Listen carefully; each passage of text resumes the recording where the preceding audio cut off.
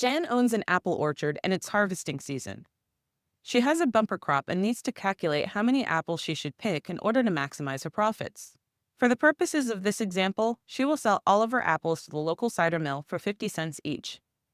Jan knows that to maximize her profits, she should continue to harvest apples until she reaches the point that her marginal revenue equals the marginal cost.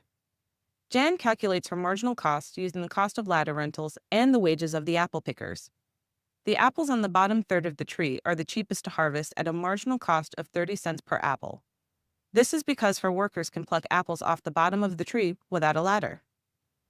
To harvest from the middle of the tree, employees will take more time to pick the apples, which increases the cost of labor.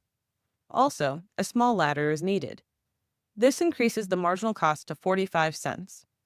Harvesting from the top of the tree would increase her labor cost per hour and also requires renting a bigger ladder. This results in 55 cents marginal cost. Since Jan can only get 50 cents for an apple, she will stop picking apples when the marginal cost is greater than the marginal revenue she receives. Thus, she will harvest the apples at the bottom of the tree and she will make 20 cents per apple.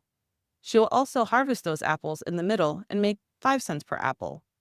However, she won't harvest the apples at the top because she would lose 5 cents on each one. With this example, the market economy would theoretically deem it most efficient to just leave the apples high up on the trees to rot.